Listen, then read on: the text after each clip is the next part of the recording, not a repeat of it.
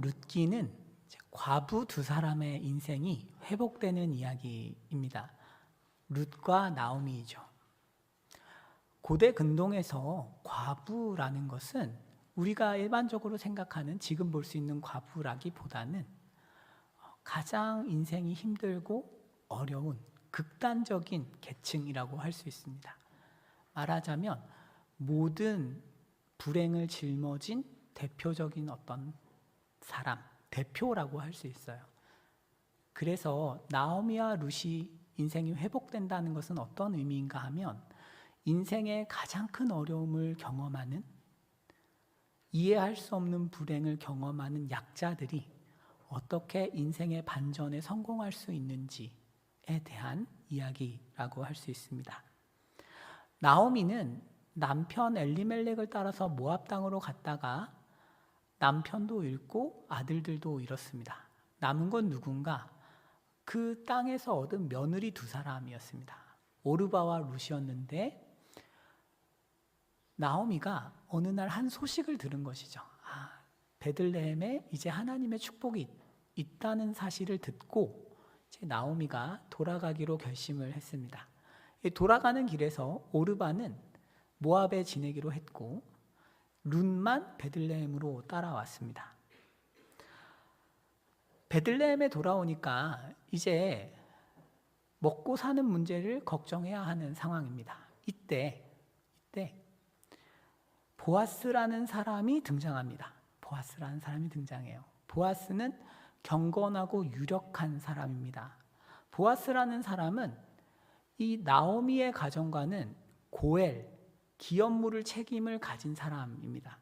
무슨 말인가 하면은요, 이스라엘은 옆에 있는 친족이 망하면 그 친족을 도와줄 권리이자 책임을 지는 사람이 있었습니다. 가족 중에. 그래서 형이 돌아가면 형수와 결혼해서 아들을 낳아주기도 했고, 동생이 없으면 그 옆에 있는 친척이 대신 결혼하여서 아들을 낳아주기도 하였습니다. 그런 역할을 보아스가 할 수 있는 것이죠. 문제는 이 보아스가 룻을 보고도 결혼할 마음이 없다는 사실입니다. 보아스는 경건하고 좋은 사람이기는 했지만 엘리멜렉의 이름으로 룻과 결혼해서 자녀를 낳아줄 정도의 생각은 없었던 것이죠. 이해 가시죠? 무슨 얘기냐 하면 이삭 같은 건 줄 수 있어요. 얼마든지 줄 수 있어요. 내가 스트레스 받지 않고 부담 가지 않는 선에서는 얼마든지 줄 수 있습니다. 하지만 이 여자랑 결혼을 하는 것은 아예 다른 문제인 거죠. 결혼을 하면 우리로 치면 서울 아파트를 준다고 생각하시면 될 것 같아요. 어렵잖아요. 그러니까 경건한 보아스라고 할지라도 아마 어려웠던 것 같아요. 그런데 지난달에 살펴보신 대로 룻이 밤중에 보아스에게 목숨을 걸고 찾아온 것입니다. 목숨을 걸고 찾아와서 나오미를 위해서 나와 결혼해 주십시오.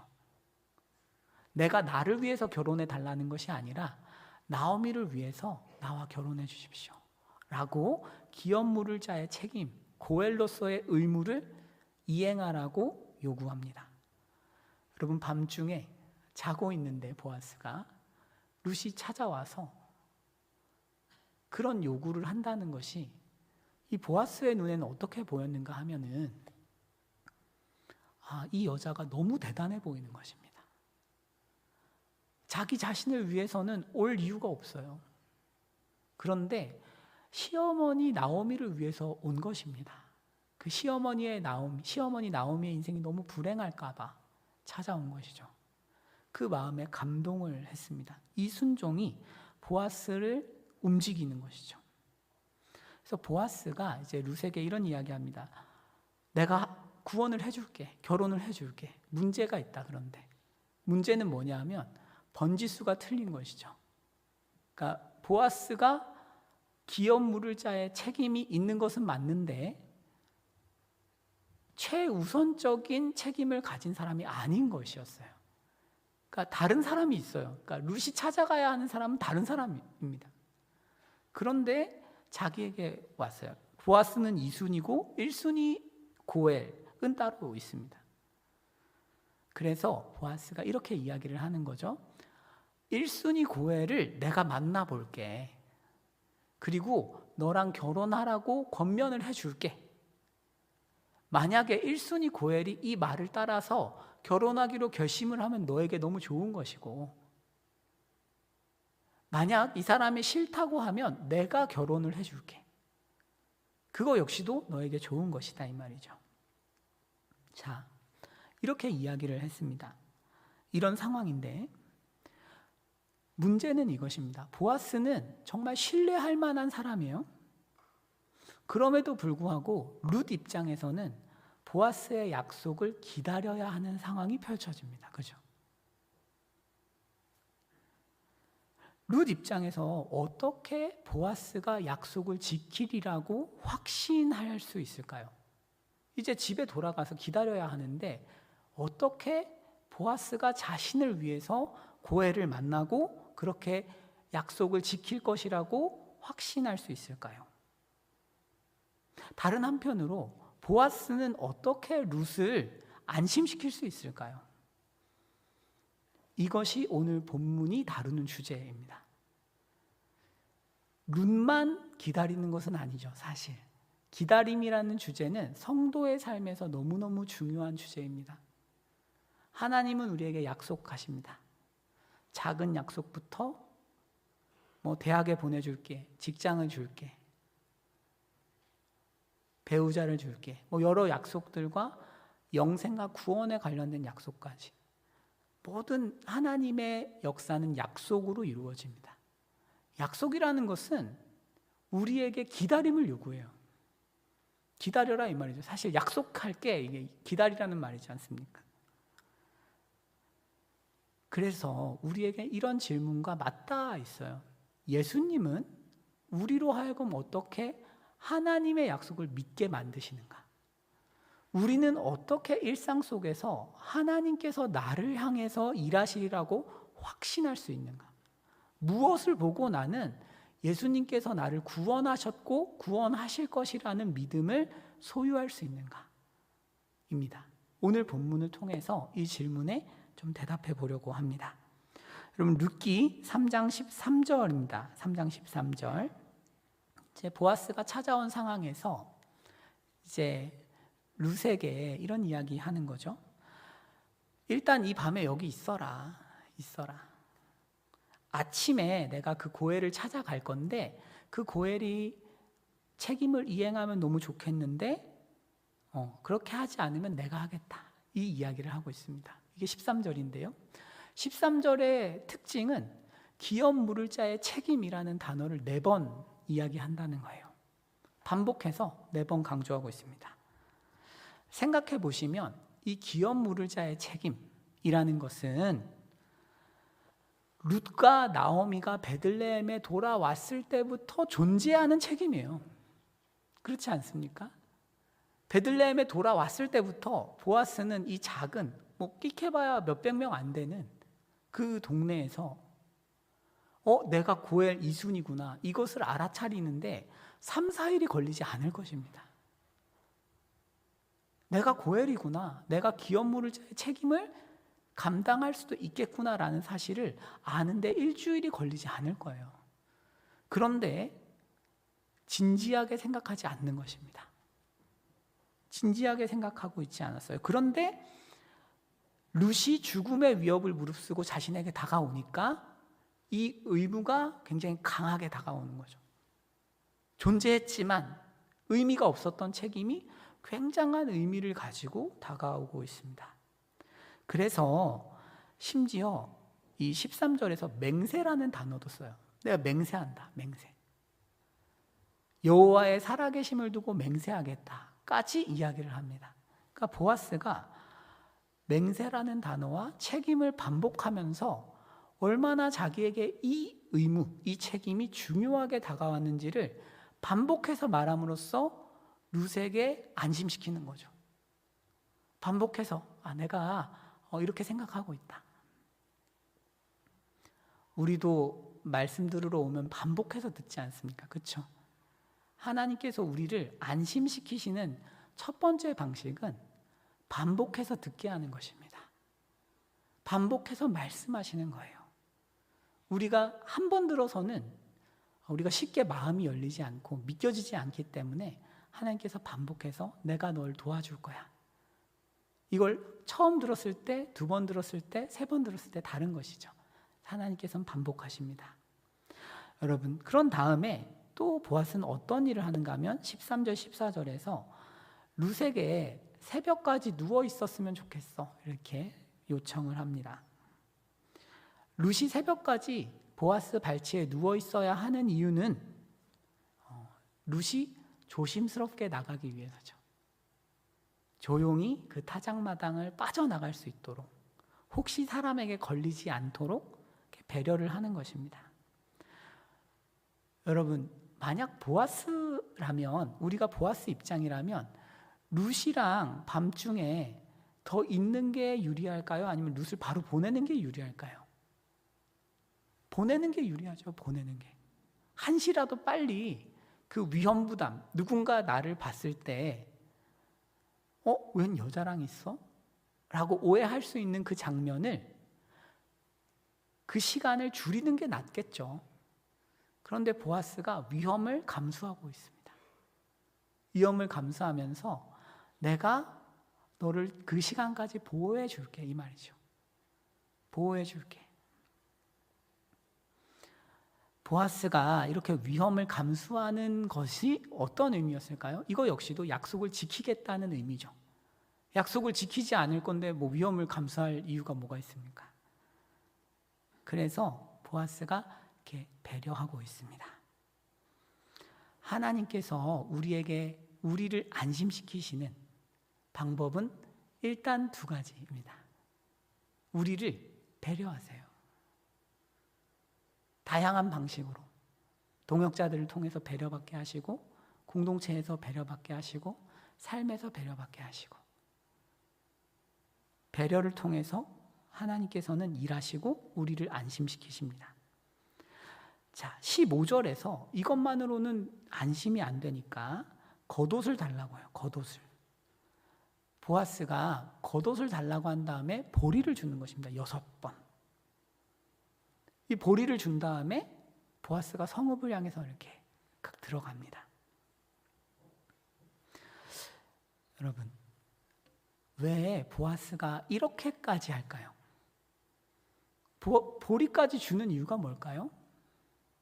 객관적인 증거죠. 이것은 객관적인 증거. 이것은 룻만 설득하려는 것이 아니라 룻을 기다리고 있는 나오미를 향한 어떤 설득의 도구입니다. 나오미가 믿어야 기다릴 거 아니에요? 그러니까 하는 것이죠.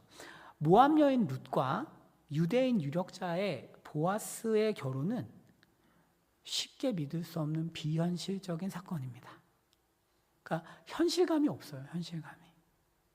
여러분이 어느 날 이렇게 학교에서 공부하시다가 혹은 어디 기업 인턴으로 들어갔다가 갑자기 그 회장님 아들이, 딸이 갑자기 결혼하자고 하는 그런 상황이랑 비슷하죠. 베들레헴 역사에서 이스라엘 유력자가 모압 여인을 위해서 재산을 이만큼 쓴 역사가 없습니다. 전례가 없어요. 누구에게 이야기를 해도 믿을 수 없는 사건이에요. 믿을 수 없는 약속입니다.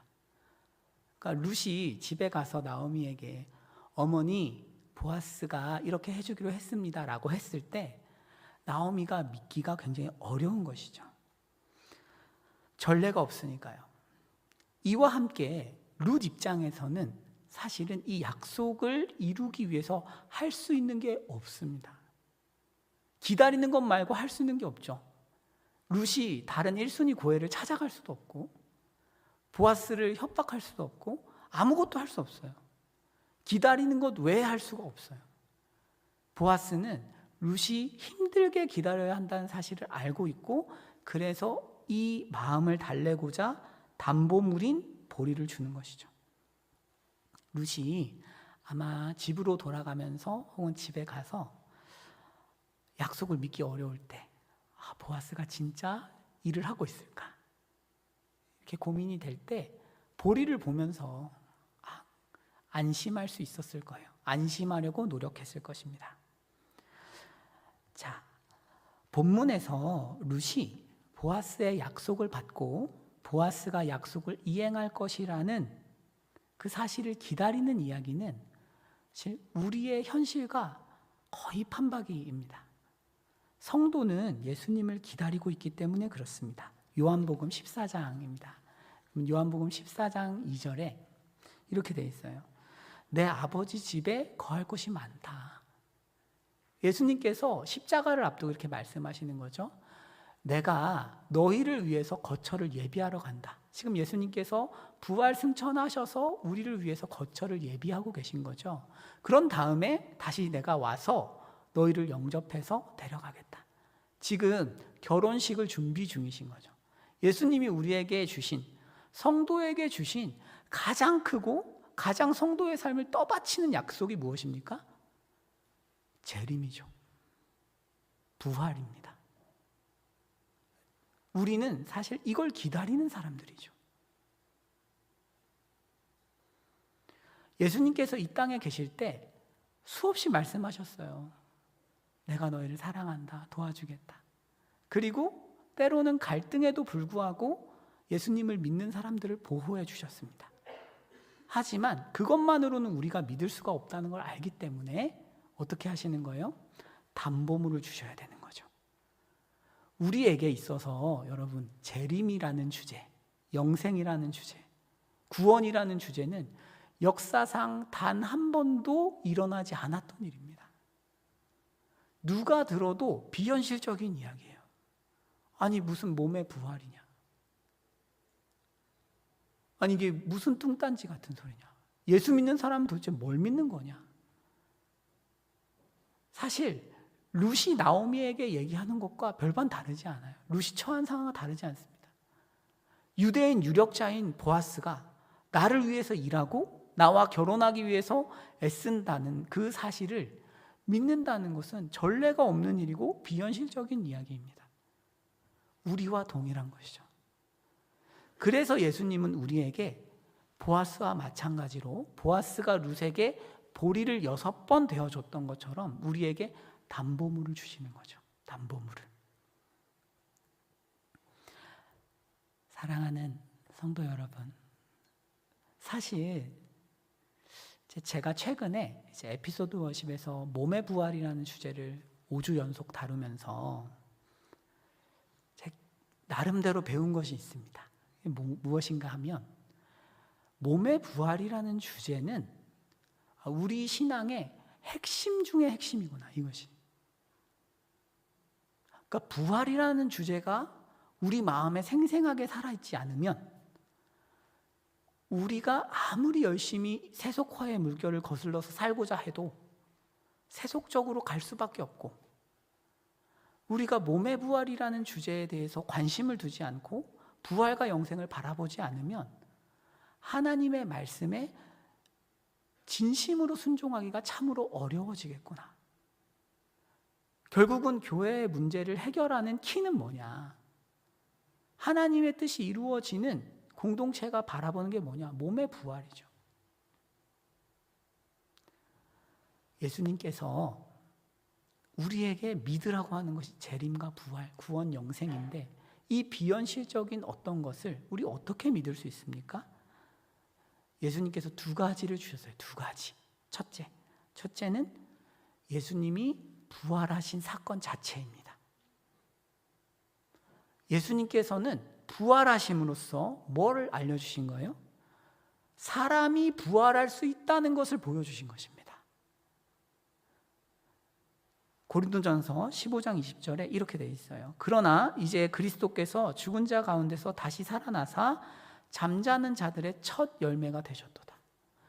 예수 그리스도께서 사람으로 오셨어요. 참 사람이자 참 하나님이십니다. 예수님께서 부활하셨다는 것은 어떤 의미인가 하면 인간이 다시 살아난 사건이에요. 그리스도께서 부활하셨다는 것은 이런 의미입니다. 인간은 죽으면 다시 살아난다, 이 뜻이에요. 그리스도의 부활이 참이라면 인간은, 모든 죽은 인간은 죽으면 살아난다, 그 예시입니다. 첫 열매입니다. 예수께 속한 모든 사람은 부활합니다. 그리스도께서 하나님으로서 부활하신 게 아니고 사람으로서 부활하셨기 때문에 이분께 속한 모든 사람은 부활을 하는 것이죠. 보증입니다. 첫 열매로서 예수님이 부활하신 게 어떤 의미인가? 인간은 부활을 하는구나. 예수를 믿는 사람은, 모든 사람이 구원을 받고 영생을 입을 뿐만 아니라 몸으로 부활을 하는구나 라는 것입니다. 예수께서는 죽음과 사망의 권세를 이기셨고 부활하셨어요. 이 뜻은 또 무엇이냐? 죽음의 권세가 무너지기 시작했음을 의미합니다. 죽음과 사망의 권세가 가득하기 때문에 그동안 인간은 단 한 사람도 부활할 수가 없었어요. 그런데 예수께서 인간으로서 부활을 하셨다는 것은 죽음의 권세가 무너지기 시작했다는 신호탄입니다. 그래서 부활은 최종 승리를 이미 예표하고 보여주는 것입니다. 우리가 성도임에도 불구하고 삶에서 정말 하나님께서 이 세계를 다스리고 있는가? 마지막 날 내가 정말 몸으로 부활할 것인가? 이런 부분에 확신하지 못할 수 있습니다.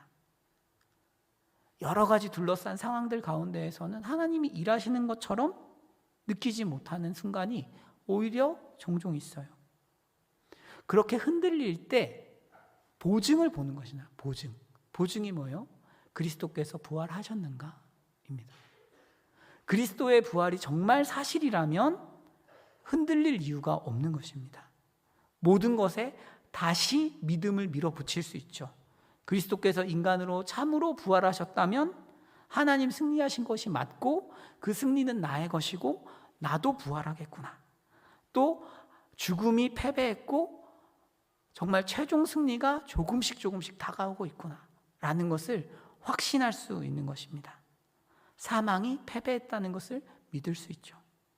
이것이 하나님께서 우리에게 주신 첫 번째 증거물입니다. 역사 속에서 일어났던 하나의 사건으로서 주신 것이죠. 또 하나는 성령을 주셨습니다. 성령을. 에베소서 2장 13절, 14절 말씀입니다. 13절에 이렇게 되어 있어요. 진리의 말씀 곧 너희의 구원을, 복음을 듣고 그 안에서 또한 믿어 약속의 성령으로 인치셨어요. 성령께서 우리를 인치셨어. 너는 내 거야. 이렇게 인치셨습니다. 그리고 14절에 이는 우리 기업의 보증이 되셨어요. 담보물이 되셨습니다. 계약금이 된 거죠. 이런 뜻입니다. 하나님께서는 우리에게 십자가와 부활을 통해서 영생과 구원을 예비해 놓으셨어요. 우리에게 주실 기업이 있어요. 하지만 우리가 지금 받았습니까? 못 받았습니까? 법적으로만 받았죠. 실제로 우리가 운영하지 못하고 있습니다. 계약만 존재하고 있어요. 이 계약을 믿게 하기 위해서 성령을 주셨다는 것입니다. 성령의 보증에는 기간이 있어요. 언제까지인가 하면 14절 다시 한번 번역을 조금 더 잘하면 이 부분을 강조해서 하면 다음과 같습니다. 이는 우리 기업의 보증이 되사 얻은 것을 속량할 때까지. 보증을 언제까지 하냐면 주님께서 재림하신 이후에 우리에게 영생과 기업을 주실 때까지 성령이 보증이 되세요. 우리가 예수님과 계약을 했구나, 예수님의 약속이 정말 이루어지는구나 라는 것을 이렇게 믿게 하기 위해서 하나님께서 성령을 주신 것이죠. 여러분, 이것은 어떤 의미인가 하면 이런 의미입니다. 우리 중에는 기도응답을 받으신 분들이 꽤 많으시죠? 아마 대부분 인생에서 기도응답을 받으신 적이 있으실 거예요. 예배 시간에 말씀을 듣다가 이건 나한테 주시는 말씀이야, 이렇게 믿겨진 경험들도 아마 있으실 거예요. 찬양을 하다가 너무 감동이 돼서 계속 그 찬양을 부르고 싶었던 경험도 있으실 것 같아요. 또 기도를 하다가 막혔던 관계들이 막 기도가 막 나오는 그런 경험을 하셨을 수도 있습니다. 이게 뭔가 성령의 나타나심입니다. 성령이 일하셨기 때문에 말씀이 믿어지는 거죠. 성령이 일하셨기 때문에 기도의 응답이 있고, 성령의 역사가 있기 때문에 찬양 중에 하나님과의 친밀한 교제를 경험하는 것입니다. 이 성령의 역사는 그 자체로도 귀한 것이지만 사실은 표지판과 같습니다. 내가 오늘 예배에 와서 기도하는데 하나님께서 주신 감동이 있었다는 건 어떤 의미예요? 예수님께서 나를 완전히 구원하셨고 예수님이 다시 오시면 나는 부활하는구나 라는 약속의 보증입니다. 오늘 예배에서 내가 경험하는 말씀과 기도와 예배 중에 경험하는 성령 하나님의 역사는 나에게 최종 승리가 주어졌음을 확신시키려고 주시는 하나님의 은혜입니다. 기도 응답 좋아요. 너무 감사한 것입니다. 우리가 인생의 어려움 가운데 하나님 도와주세요. 막 이렇게 기도해서 기도 응답을 받았어요. 그 기도 응답만 중요합니까? 아니다 이거죠. 그 기도 응답을 통해서 하나님께서 원하시는 것은 눈을 들어서 영생을 보는 거죠. 그 일을 통해서 내가 정말로 구원을 받았고 이 세상에서 예수를 바라보면서 살아야겠구나 라는 것을 알려주는 기도 응답입니다.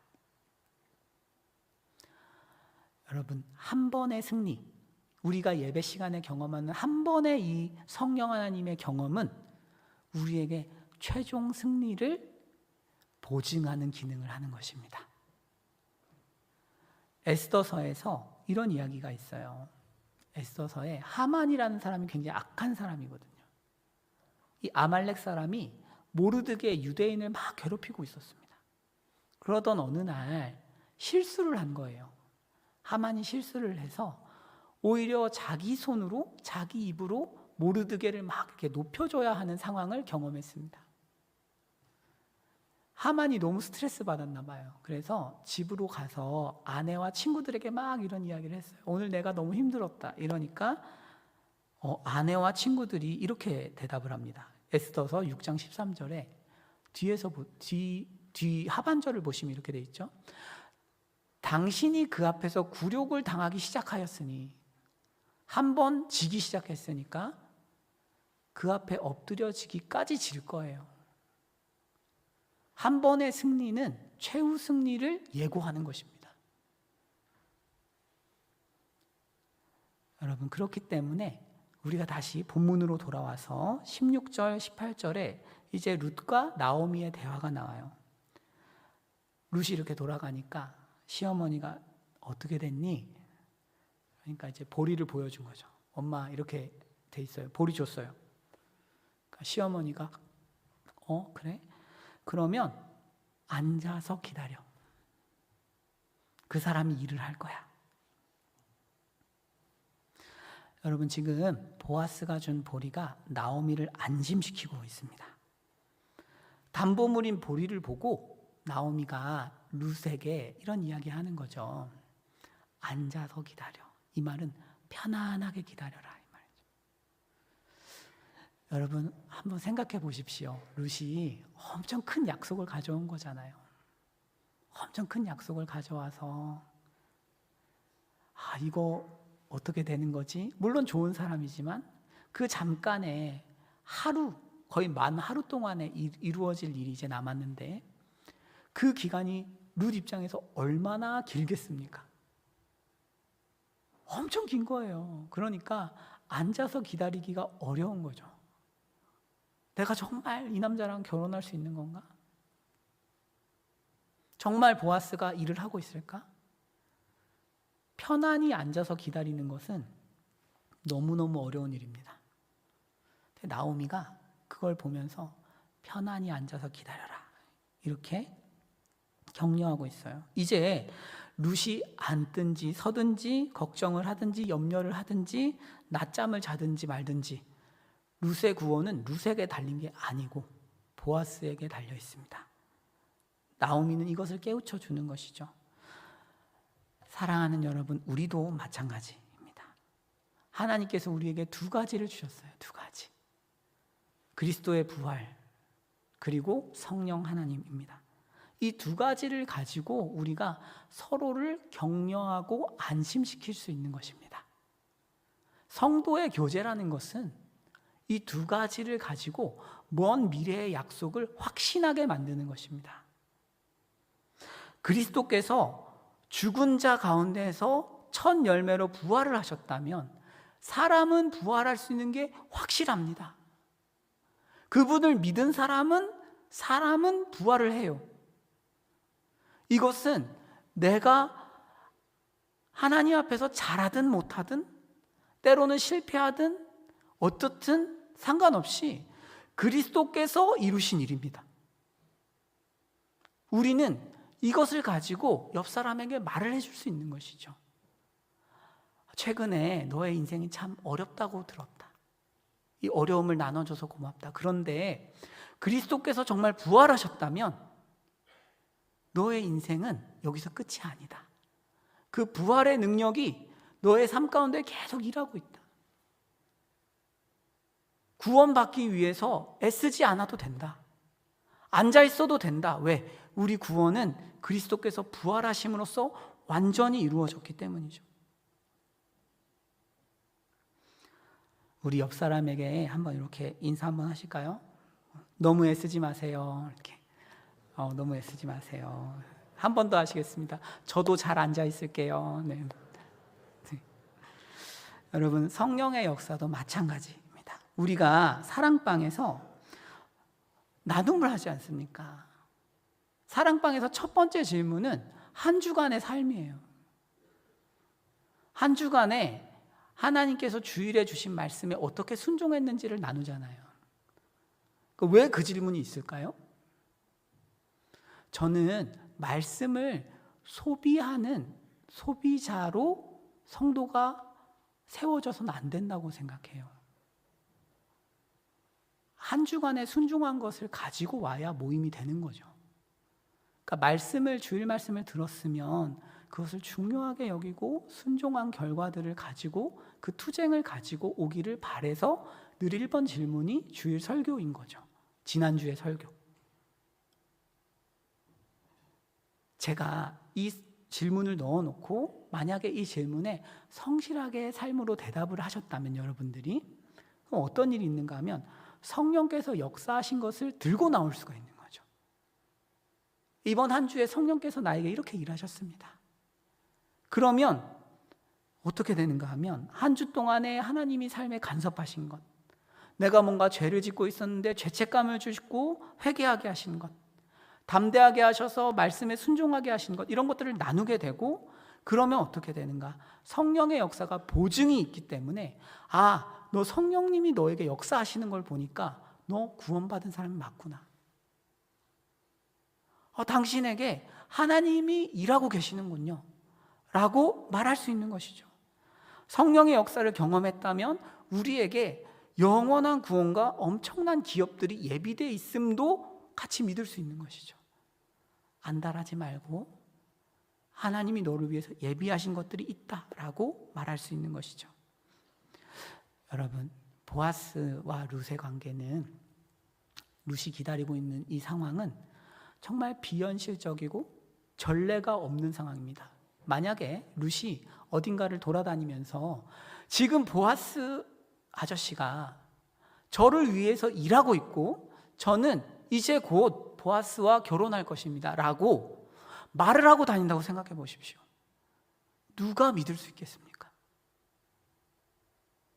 아무도 믿을 수 없는 일입니다. 우리도 마찬가지죠. 우리도 그리스도께서 다시 오실 것입니다. 사망이 패배했고 최후 승리가 예정되어 있습니다. 영생과 부활이 우리의 것입니다. 단 한 사람도 인류 역사상 경험하지 못했기 때문에 예수를 제외하고 아무도 믿지 않고 조롱하는 주제이지만 우리는 믿을 수 있는 것입니다. 우리는 그리스도께서 부활하심을 믿고 성령께서 우리 안에 계심을 믿기 때문에 그 역사를 경험하고 있기 때문에 그 전례 없는 일들을 믿을 수 있고 삶을 던질 수 있는 것이죠. 결론입니다. 여러분, 삶에서 믿음이 흔들릴 때, 그래서 우리가 두 가지를 질문하고 대답해 보면 좋겠어요. 첫째, 그리스도께서 정말 부활하셨는가? 여러분, 기독교 신앙에서 이 질문 이외에 무엇이 그렇게 중요하겠습니까? 만약 이것이 참이라면 우리 인생의 다양한 문제들이 뭐가 그렇게 중요하겠습니까? 이미 이겼는데. 또 하나는 내가 성령의 역사를 경험하였는가? 만약 두 가지가 참이라면 내 삶의 환경과 상황과 감정이 하나님의 약속을 기대할 수 없는 상황이고 하나님께서 내 인생에 일하지 않는 것만 같을 때라도 우리는 믿을 수 있는 것이죠. 하나님이 나를 위해 일하고 계신다. 그리고 앉아서 하나님의 일하심에 대해서 기대하고 바랄 수 있는 것입니다. 이 믿음이 우리에게 자라기를 축복합니다. 기도하겠습니다.